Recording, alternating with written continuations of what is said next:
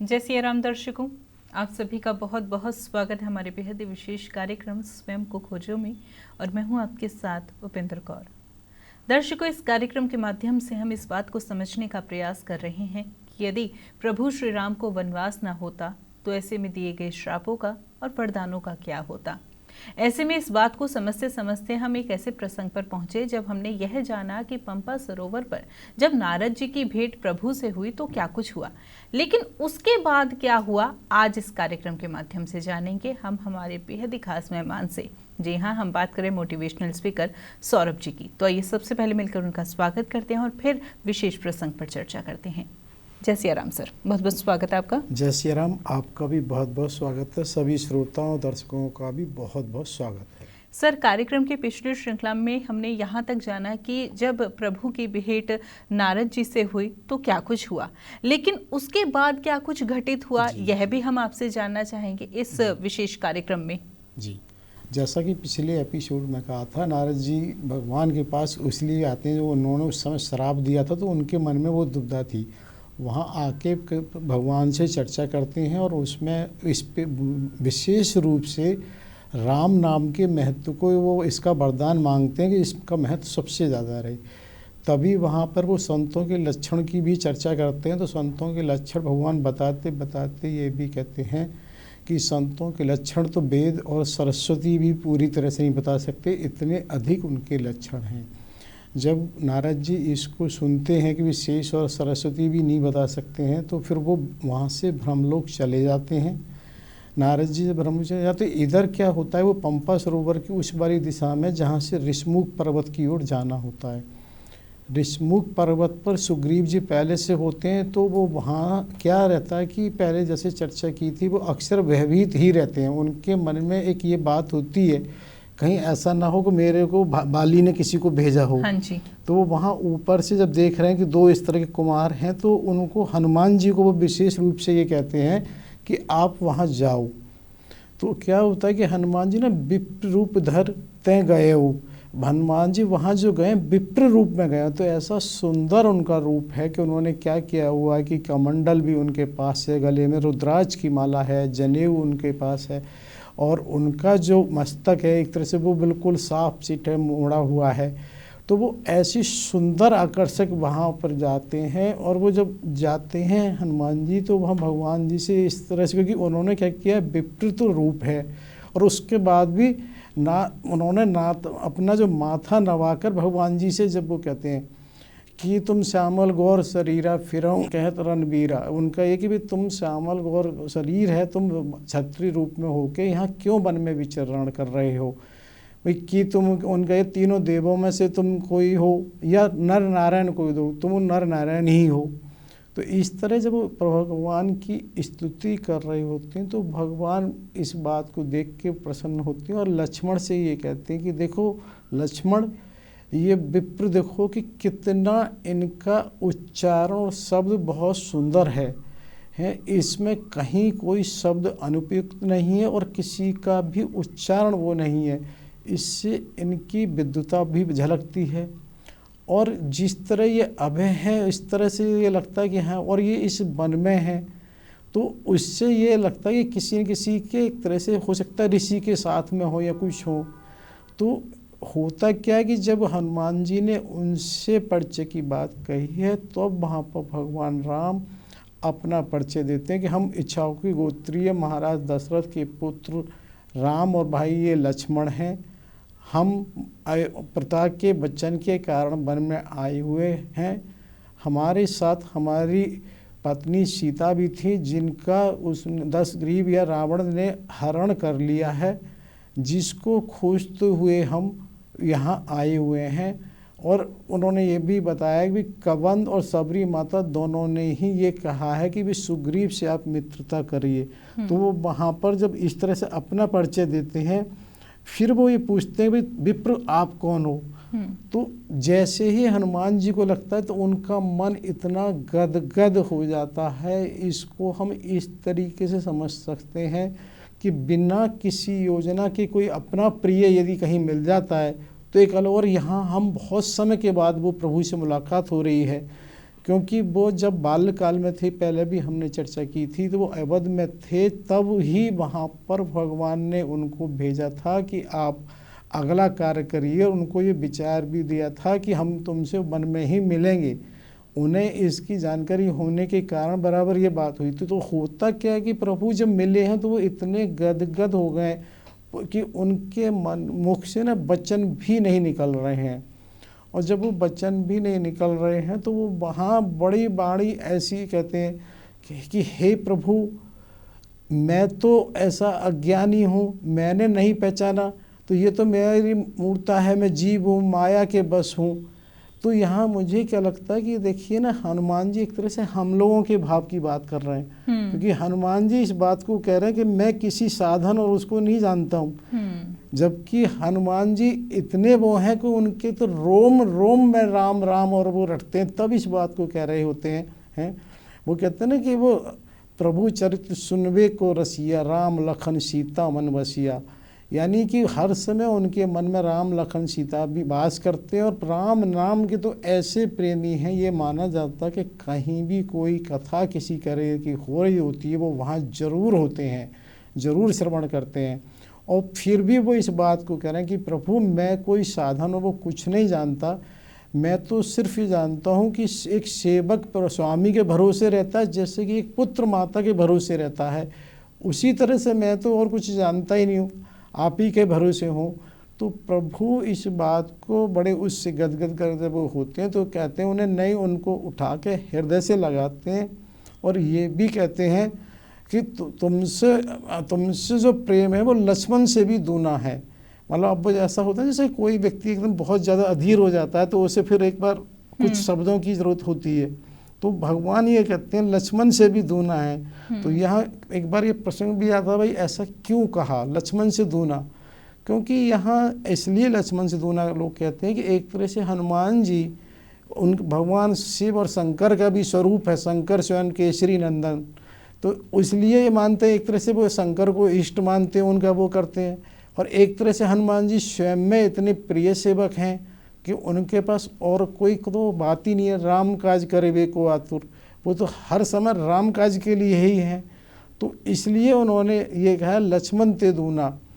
हालांकि जब आगे कभी चर्चा करेंगे तो जब लक्ष्मण शक्ति के बाद वहाँ पर जब वो चर्चा करते हैं तो वहाँ देखिए वो वहाँ तुम मम प्रिय, वहाँ भरत जी के समान कहते हैं जब वो मिलते हैं वहाँ पर। क्या हो कि वहाँ उन्होंने इसलिए किया कि उससे पहले भरत जी को अभी नहीं जानते हैं वो, अभी लक्ष्मण जी साथ में हैं, तब वो वहाँ भरत जी के पास अयोध्या से आते हैं, तब फिर वो वहाँ उनकी कहते हैं कि तुम भरत ही समाना, भरत के समान प्रिय हो। तो यहाँ ये बात बताने का ये आशय था कि किस तरह से भगवान वो गदगद हो रहे हैं हनुमान जी, और उनको संभाला है, उनके साथ ये रहा है। तब उन्होंने ये देखा हनुमान जी ने कि प्रभु बिल्कुल अब अनुकूल हैं, तो उन्होंने भी ये बात कही कि प्रभु इस तरह ऋषमुख पर्वत पर आपके दास सुग्रीव वहाँ रहते हैं, आप उनसे एक बार मिलिए। तो ऐसा भी आता है कि भगवान हनुमान जी वहाँ बैठकर एक अपने कंधे पर भगवान राम को, दूसरे पर लक्ष्मण जी को बिठाकर ऊपर वहाँ ऋषमुख पर्वत की ओर जाते हैं, वहाँ ले जाते हैं। क्योंकि जैसा वहाँ पर्वतों में खुला वातावरण होता है तो ये भी आता है कि वहाँ के वृक्ष के नीचे ही उनको बिठाया गया है। तब सुग्रीव उनके पास वहाँ आते हैं और सुग्रीव उनको माथा नवाकर फिर उनसे पूछते हैं कि प्रभु आप कौन हैं। तो जब वहाँ वो पूछते हैं तो लक्ष्मण जी एक तरह से उनका परिचय देते हैं कि इस तरह से ये भगवान सर्वज्ञ, सर्वस्वामी, सर्व वो करने वाले हैं, लेकिन वर्तमान में अपनी पत्नी के उसको ढूंढने के लिए आपसे एक तरह से सहायता चाहते हैं, मैत्री चाहते हैं। हालांकि ऐसा कहने में लक्ष्मण जी के मन में बड़ा वो, क्योंकि उन्हें लगता है प्रभु तो अपने आप में ही सर्वस्व हैं, लेकिन उस स्थिति में क्योंकि प्रभु को सुग्रीव से मैत्री करनी है तो इसलिए इस बात को लक्ष्मण जी वहाँ उनसे रखते हैं।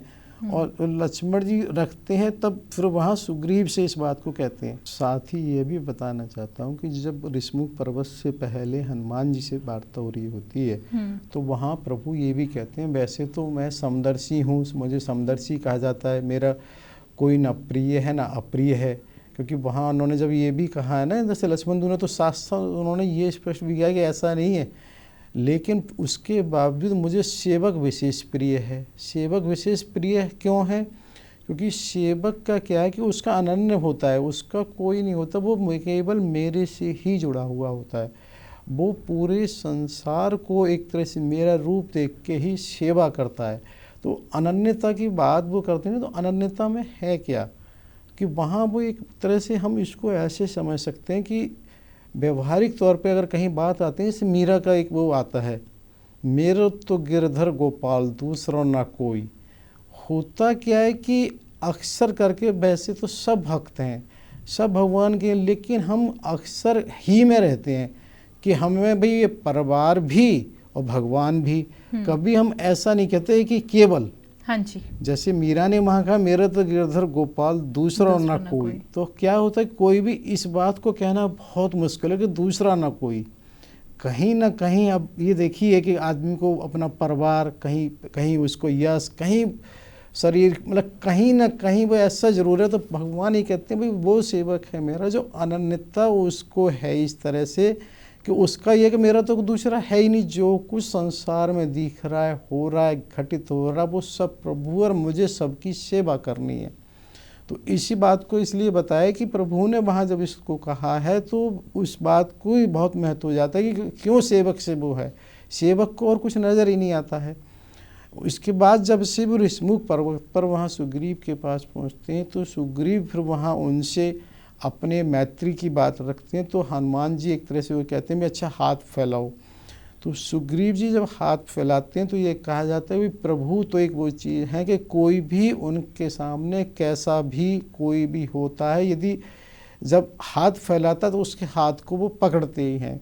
इसको न कैसे हम समझ सकते हैं, जैसे द्रौपदी के बारे में जब आता है कि उन्होंने अपने हाथ उठाए थे तो भगवान कृष्ण ने उनकी लाज रखी थी, उसी तरीके से ये होता कि किसी भी तरह से अगर किसी ने हाथ उठाया तो भगवान उस हाथ को बिल्कुल पकड़ते हैं। तो यहाँ भी भगवान राम ने सुग्रीव के हाथों को हाथ पकड़ा है और उनको वो हुआ। तो क्या होता है कि हनुमान जी तुरंत वहाँ ऐसा करते हैं कि कुछ काष्ठ लकड़ी के फूल पत्ते ला के एक तरह से अग्नि प्रज्वलित करते हैं। उनका ये आशय होता है क्योंकि भगवान आर्य हैं, तो आर्य संस्कृति में भी ऐसा माना जाता है कि अगर कोई वचन एक तरह से अग्नि के सामने होता है तो उसका महत्व बहुत बढ़ जाता है। और इधर क्या है कि सुग्रीव के मन में हो सकता है एक शंका इस तरह की हो, क्योंकि आप एक व्यवहारिक बात देखो कि कहीं कोई किसी अगर राष्ट्रीय अध्यक्ष एकाएक किसी से आके भी ये कहता है भाई मेरी तुम्हारी दोस्ती है, तो मन में एक शंका कहीं ना कहीं जरूर रहती है। बिल्कुल, अरे भाई ऐसे कैसे हो सकता है, कैसे हो सकता है। और वो तो ब्रह्मांड के नायक हैं और वो वहाँ इस बात को कह रहे हैं। तो हनुमान जी उनका स्वभाव भी जानते हैं, तो वो वहाँ पर ये करते हैं कि उस अग्नि को प्रज्वलित करके दोनों के हाथों को, बल्कि उनका वहाँ पूजन फूल से हनुमान जी ही करते हैं अग्नि को, और उसके बाद दोनों उसकी प्रदक्षिणा लगा करते हैं, एक तरह से परिक्रमा करते हैं। तो वहाँ ये ऐसा और कहीं किसी जगह नहीं हुआ है। निषाद से भी उनके सखा कहा है, उन्होंने विभीषण को भी बाद में कहा है, लेकिन केवल यहाँ रहा है जिससे सुग्रीव को विश्वास हो और उससे स्मरण रहे, क्योंकि उनका स्वभाव ऐसा है कि एक तरह से वो उसमें भूल सकते हैं। इस बात को आगे चर्चा आएगी। तो इसी वजह से ऐसा हुआ और वो फिर वहाँ उस समय इस बात को कहते हैं कि भाई एक तरह से जो भगवान वो अग्नि है वो तो उसका रूप माना जाता है सूर्य भगवान का। तो वो कहते हैं भगवान सूर्य एक तरह से उनके पिता हैं, वो सुग्रीव जो हैं उन्हीं के वो हैं। तो भगवान राम भी कहते हैं हमारे भी कुल देवता हैं छगवती तो सूर्यवंशी, दोनों इस बात को मानते हैं कि उनके सामने अब हमारा एक तरह से ये वचन है कि अब तुम्हारा दुख हमारा दुख, हमारा सुख तुम्हारा सुख। भगवान राम ये कहते हैं कि राम को कोई भी बात दोबारा नहीं कहनी पड़ती, हमें तुम्हारी मैत्री स्वीकार है। तो तब ये होता है ना, तो फिर उस समय वहाँ पर क्या करते हैं सुग्रीव, एक ब्रज के पुष्प की जो एक तरह से लता कहीं डाली होती है उसको तोड़कर बिछाते हैं। एक तरह से वो भगवान को ये आसन देते हैं कि हमारे यहाँ तो एक श्रद्धा का ही रूप होता है, इस पर आप विराजें। क्योंकि अब कहीं बैठने की बात होगी, जब ऐसा वहाँ होता है तो तुरंत लक्ष्मण जी क्या करते हैं, एक तरह से एक आसन उन्होंने दे दिया है, तो इसी तरह से एक डाली तोड़ के वो वहाँ बिछाते हैं और वो भी कहते हैं सुग्रीव के लिए आप अपना आसन ग्रहण करें। तब वहाँ जब ये देखा जाता है तो हनुमान जी ने क्या किया, एक और डाली थोड़ी वहाँ तोड़ के वो लक्ष्मण जी के लिए कहते हैं कि आप अपना आसन ग्रहण करें।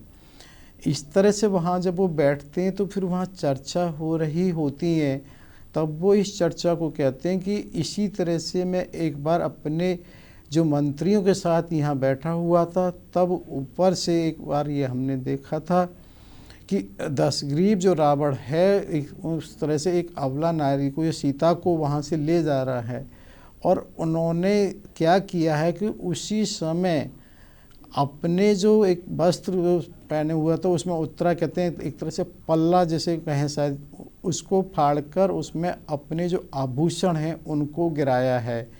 तो वो ये कहते हैं उन आभूषणों को गिराया है, तो तुरंत भगवान के मन में आता है अच्छा वो कहाँ है, तो इधर हनुमान जी एक तरह से उस गुफा में जो रखे आभूषण हैं उनको लेकर आते हैं, और उन आभूषणों में जब वो देखते हैं तो उसमें क्या होता है कि कंकड़ है, मतलब एक तरह से कड़ा भी है, गले का हार भी है और अन्य नुपुर भी है। तो वहाँ उनको देखकर ये बात आती है कि भाई अब कैसे माना कि उन्हीं के हैं। तो वो उन आभूषणों को जब देख रहे होते हैं तो लक्ष्मण जी से ये इस बात को कहते हैं कि क्या लक्ष्मण तुम इनमें से ये पहचानते हो, ये जो केयूर है जो उनका एक हार है, तो वो उससे बड़े उससे कहते हैं मैंने तो माता के कभी हाथ और ऊपर दृष्टि ही डाली, मैंने तो मैं नहीं कह सकता। तो ये जब सुनते हैं हनुमान जी और वो सुग्रीव नल नील वगैरह सब जामा अचानक अरे बड़े आश्चर्य की बात है, लेकिन हनुमान जी कहते हैं नहीं, ये परमाचार जीवों के बड़े परम आचार्य हैं, इनके लिए कुछ भी संभव है, ये ऐसा कर सकते हैं। तो भगवान राम फिर ये पूछते हैं तो क्या लक्ष्मण तुम कुछ भी नहीं पहचानते हो? बोले नहीं प्रभु, मैं उनके नुपुर पहचानता हूँ कि रोज़ मैं उनके चरणों में अपनी दंडवत करता था, तो ये नुपुर उनके हैं, लेकिन अब ये जो नुपुर हैं इनमें तो कोई वो तेज है ही नहीं, अब तो ऐसे ये लग रहे हैं। तो क्योंकि क्या होता है जो अन्य आभूषण है ना, एक तो ये उस समय जब हमने चर्चा की थी माता अनसुईया ने दिए थे, हाँ जी। तो ये आभूषण वहाँ से तो लाए नहीं थे, तो होता क्या सबको हो सकता है उस समय ध्यान भी ज़्यादा नहीं गया कितने पहने नहीं।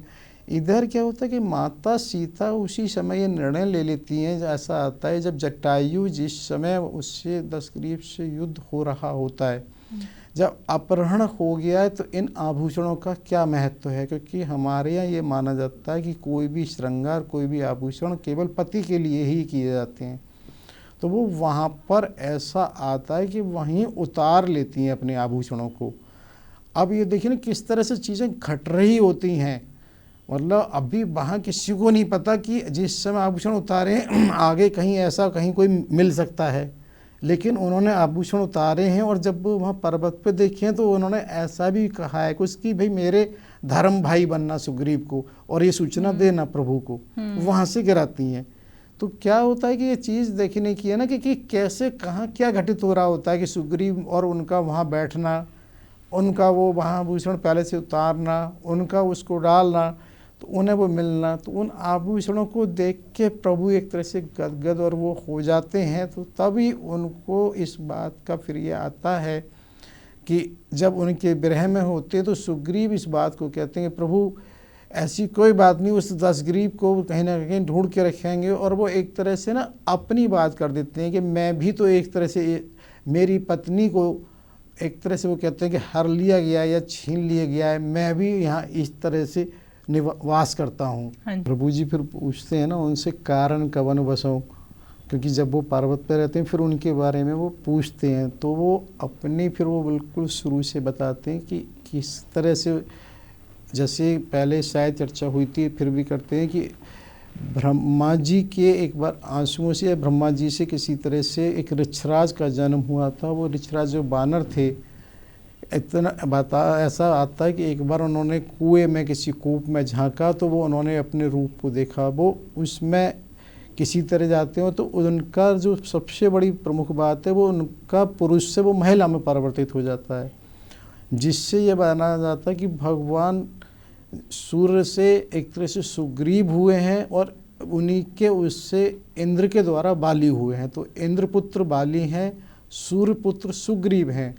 और इसमें एक सबसे बड़ी विलक्षण बात एक और भी है कि एक समय के बाद वो दोबारा फिर पुरुष में ही परिवर्तित हो जाते हैं। तो ऐसा एक ये विलक्षण उदाहरण उस समय की, विज्ञान कहें क्या कहें, कि ऐसा भी हो सकता है, जिसे कहना चाहिए अविश्वसनीय, लेकिन ऐसा लिखा है शास्त्रों में कि ऐसा हुआ है।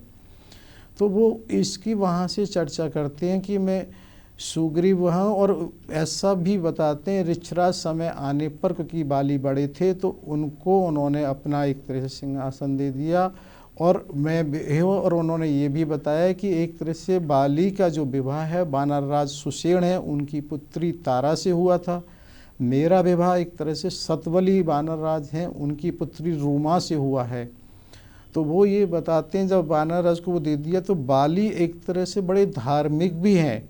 वो ये भी कहते हैं कि वो इतने धार्मिक हैं कि वो प्रतिदिन चारों दिशाओं के जो समुद्र हैं उन पर एक दूसरे से जाकर एक तरह से वो करते हैं संध्या। ऐसा होता है बहुत से लोगों के जैसे नियम इस तरह के होते हैं, हमें रोज़ मंदिर जाना है तो जिसकी जैसी बहुत से लोग रोज़ आज भी परिक्रमाएं देते हैं भिन्न भिन्न तीर्थ स्थलों में। तो इसी तरह से क्योंकि उनकी क्षमता अधिक थी तो उनका ये था कि चारों दिशाओं के जो समुद्र हैं उनको एक तरह से वो करते थे संध्या। तो ये यहाँ बताने का ये आशय कि उनकी कितनी बड़ी वो क्षमता थी।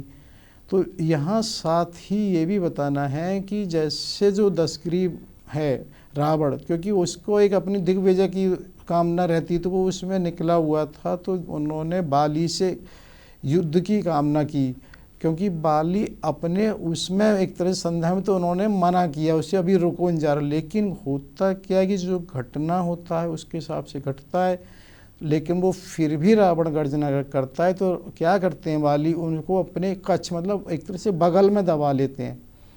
और ऐसा भी प्रसंग आता है कि करीब कई महीने 6 महीने तक का भी आता है कि उन्होंने बिल्कुल ही भूल गए, लेकिन कुल मिला के ये निश्चित ही बगल में दबाया है। और उसी के कारण ये भी आता है कि उनकी बगल में कुछ एक तरह से फुंसी थोड़ा सा कुछ हुआ तब उन्हें ध्यान आया अरे ये है। तो जिसको ये भी आता है उन्होंने फिर बाली ने अपने महल में एक तरह से जो अंगद का पालना सा था उससे बांध दिया है। तो ये भी आता है कि तारा उनके जो एक तरह से मस्तक थे 10 उन पर वो बाकायदा दीपक जलाया करती थी बच्चों के खेलने और उसके लिए। तो ये भी आता है कि जब वो काफ़ी समय इस तरह से रहे हैं तो जो पुलस्त ऋषि थे एक तरह से रावण के जो बाबा हैं उनको दया आती है, और दया आती है तो वो वहाँ आकर उसे छुड़ाते हैं रावण को। रावण को जब छुड़ाते हैं तो एक दूसरे की यहाँ पर मैत्री हो जाती है, और मैत्री का अर्थ सिर्फ ये हो जाता है भाई ठीक है कि रावण एक तरह से या लंका वाला कोई भी किष्किंधा में किसी तरह से कोई हस्तक्षेप नहीं करेगा, कोई वो नहीं करेगा, और किष्किंधा का ये कोई आशय नहीं है वहाँ कहीं कुछ भी वो करेगा। तो इस तरह से मैत्री। लेकिन यहाँ ये और एक बताना आवश्यक है कि देखिए रावण को सबको बताया सोने की लंका है, लेकिन ऐसा भी जिक्र आता है कि वो एक मुकुट चुरा के ले जाता है रावण बाली के यहाँ से, क्योंकि ये संभवतः जो पहले भी चर्चा की थी ये वो मुकुट संभावित है, किसी प्रमाणित साहित्य में तो नहीं है, लेकिन वैसे किताबों में आता है कि एक बार महाराज दशरथ से उनका बाली का युद्ध होता है जब तारा साथ में थी, क्योंकि बाली को ऐसा वरदान प्राप्त है कि जो भी उनके समकक्ष आएगा सामने आएगा तो आधी शक्ति उन्हें आ जाएगी। तो महाराज दशरथ ने काफ़ी युद्ध किया लेकिन ऐसा होना स्वाभाविक था। तो वहाँ तब उसने इस तरह की शर्त रखी थी या तो माता कैकेयी को छोड़ जाएं या अपने मुकुट को छोड़ जाएं। तो ये उसने इसलिए बताया क्योंकि वहाँ पर ये स्वाभाविक था, इस बात को दो के अलावा कोई नहीं जानता था, माता कैकेयी और दशरथ की मुकुट वहाँ है। तो उस मुकुट को प्राप्त करने के लिए भी वन में आना आवश्यक था। और यहाँ ये बताना मेरा इसलिए है कि शायद रावण को भी ये लगता होगा मेरी भी मृत्यु किस कारण से होगी, तो उसने भी मुकुट को शायद ये एक कारण यही बन जाए कि आखिर होनी तो मेरी भी मृत्यु है। आगे अभी आएगा तब ये हमने पहले भी वहाँ लीला में कहा था, जब वो सबसे पहले जब सीता हरण की लीला होती है कि उसने सारी चीज़ बहुत विचार करके ही ऐसा निर्णय लिया है, जिसके कारण से उनसे कोई भी समझाता है, कुछ भी करता है तो भी वो उस बात को बिल्कुल दृढ़ प्रतिज्ञ रहता है कि नहीं मुझे कुछ नहीं करना है। तो ये बताने का आशय है कि हो सकता है सीता हरण तो बहुत बाद में हुआ, उसे लगा मुकुट की, उसे वैसे तो कहीं किसी सोने की कमी तो है नहीं कोई, लेकिन मुकुट को एक कारण बनाना चाहा हो, इस वजह से एक शायद चुरा ले गया हो कि सोने की लंका है वो मुकुट क्यों लेंगे, क्या फर्क पड़ना है, लेकिन शायद इसलिए ऐसा हो सकता है रहा हो। तो यहाँ ये बताने का आशय था कि वो मुकुट तो लेके चला जाता है, लेकिन दोनों की जब दोस्ती, इस बात को विशेष रूप से भगवान राम और लक्ष्मण इसको समझते हैं, क्योंकि इसका वो एक राजनीतिक अर्थ वो समझते हैं कि भाई जब दोनों की मित्रता है बाली और रावण की, तो इसमें ये नहीं कहा जा सकता कि भाई कभी अगर रावण को सीधा हमने किसी तरह से युद्ध करते हैं और उसने इनसे किसी उसकी कामना की, सहायता की, तो बाली सहायता ना करे। तो बाली से ये उम्मीद हमें नहीं करनी चाहिए, जब ये तो निश्चित है दोनों मित्र हैं, वो मित्र हैं तो कभी कुछ हो जाता, तो राजनीतिक कारणों से उन्हें ये लगा अब क्योंकि सुग्रीव और बाली दो में हैं तो इनमें से अब एक बात ही ये आती है कि बाली का वध इसलिए भी आवश्यक हो जाता है, अगर बाली को नहीं हटाया गया और कल को रावण की किसी तरह की सहायता की तो ये एक राजनीतिक आवश्यकता भी हो जाती है कि पीछे से हम अपने को सुरक्षा भी चाहिए होती है। तो उसी चीज़ को ध्यान में रखते हुए वहाँ पर ये होता है, बाली का प्रत्यक्ष कैसे हम उससे वो तो कर नहीं सकते, भाई कोई तो ना कोई कारण तो चाहिए होता है। बिल्कुल, किसी को यदि मृत्यु दंड देना है, किसी को युद्ध करना है तो कैसे होगा, कोई ना कोई कारण होना चाहिए।